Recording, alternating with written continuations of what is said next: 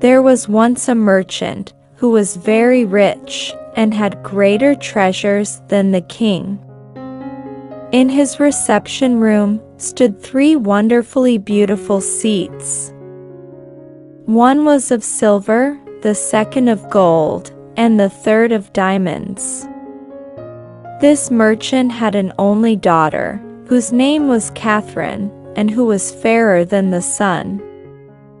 One day, as Catherine was sitting in her chamber, the door suddenly opened of itself, and there entered a tall, beautiful lady, who held in her hand a wheel.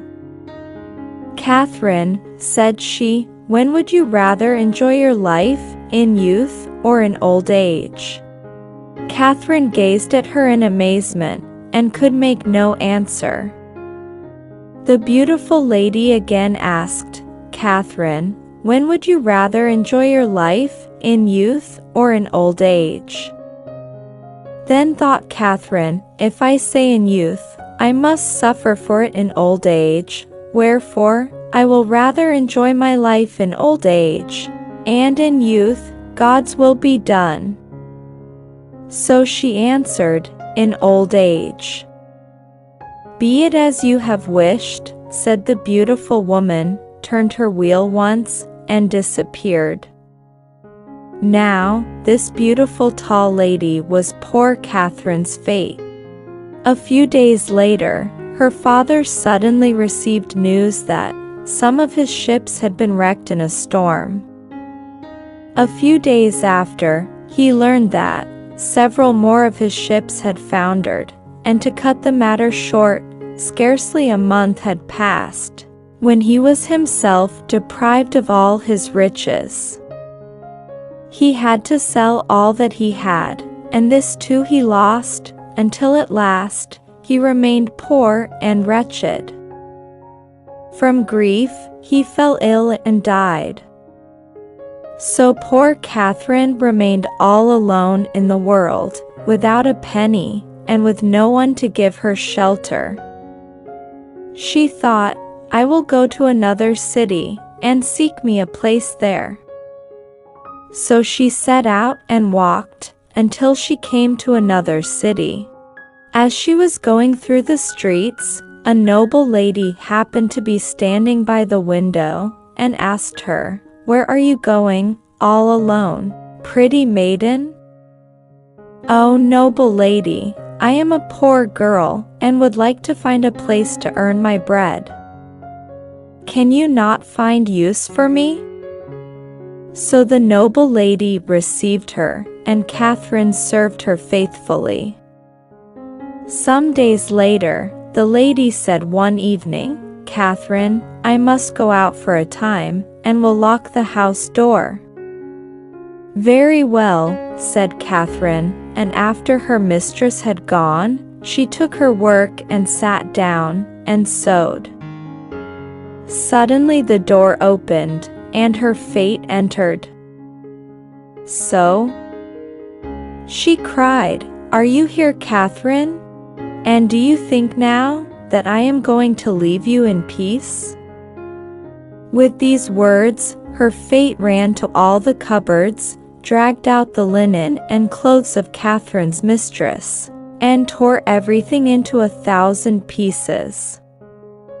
Catherine thought, "Woe is me if my mistress returns, and finds everything in this condition, she will certainly kill me." And in her anguish, she opened the door and fled. Her fate, however, gathered up all the torn and ruined things, made them whole, and laid them away in their places. When the mistress returned, she called Catherine, but Catherine was nowhere to be seen. "Can she have robbed me?" she thought, but when she looked about, nothing was gone. She was very much astonished, but Catherine did not return, but hastened on until she came to another city. As she was passing through the streets, another lady standing by the window asked her, "Where are you going, all alone, pretty maiden?" "Oh, noble lady, I am a poor girl and would like a place to earn my bread. Can you not make use of me?" Then the lady took her in, and Catherine served her, and thought, now she could rest in peace. It lasted, however, but a few days. One evening, when her mistress was out, her fate appeared again, and addressed her harshly, "So, here you are now. Do you think you can escape me?" Then the fate tore and destroyed everything that it found, so that poor Catherine again fled in her anguish of heart. To cut the matter short, poor Catherine led this frightful life 7 years, flying from one city to another, and everywhere attempting to find a place. Her fate always appeared after a few days, and tore and destroyed her employer's things, so that the poor girl had to flee. As soon as she had left the house, the fate restored everything and put it in its place. Finally, after 7 years, her fate seemed weary of always persecuting the unfortunate Catherine. One day, Catherine came again to a city, and saw a lady standing at a window, who asked her, "Where are you going all alone, pretty girl?" "Oh, noble lady, I am a poor girl, and would like to find a place to earn my bread. Can you not find use for me?" The lady answered, "I will give you a place willingly, but you must perform daily a service, and I do not know whether you have strength for it." "Tell me what it is," said Catherine, "and if I can, I will do it." "Do you see yonder high mountain?" asked the lady. "Every morning you must carry up there a large board covered with fresh bread, and cry with a loud voice, 'Oh my mistress Fate! Oh my mistress Fate! Oh my mistress Fate!' thrice. Then my fate will appear and receive the bread." "I will do that willingly," said Catherine, and the lady took her into her service. Now, Catherine remained years with this lady, and every morning she took a board with fresh bread, and carried it up the mountain, and when she had called 3 times, "Oh my mistress Fate," there appeared a beautiful tall lady, who received the bread. Catherine often wept when she thought that she, who had once been so rich, must now serve like a poor maid. One day her mistress said to her, "Catherine, why do you weep so much?" Then Catherine told her how ill it had fared with her, and her mistress said, "I will tell you what, Catherine, when you take the bread to the mountain tomorrow, ask my fate to try and persuade your fate to leave you now in peace. Perhaps that will do some good." This advice pleased poor Catherine, and the next morning, after she had taken the bread to her mistress Fate, she disclosed her trouble to her, and said, "Oh my mistress Fate, beg my fate to persecute me no longer." Then the fate answered, "Oh poor girl, your fate is just now covered with 7 coverlets, so that she cannot hear you. But when you come tomorrow, I will take you to her." After Catherine had returned home, her mistress Fate went to the young girl's fate, and said, "Dear sister, why are you never weary of making poor Catherine suffer?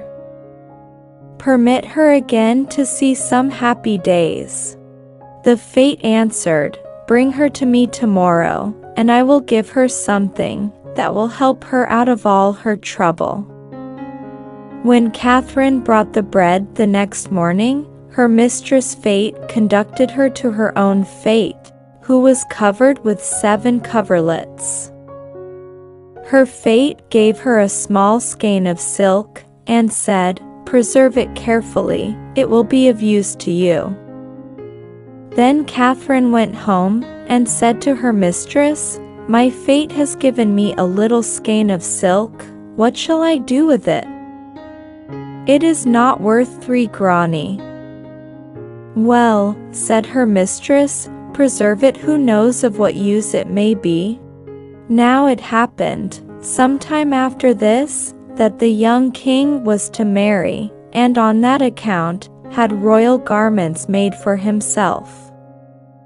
As the tailor was about to sew a beautiful dress, there was no silk of the same color to be found. So the king proclaimed throughout the whole land that whoever had such silk should bring it to the court, and would be well rewarded. "Catherine," said her mistress, "your skein is of that color. Take it to the king, so that he may make you a handsome present." Then Catherine put on her best clothes, and went to the court, and when she appeared before the king, she was so beautiful that he could not keep his eyes from her. "Royal Majesty," said she, "I have brought you a little skein of silk, of the color that could not be found."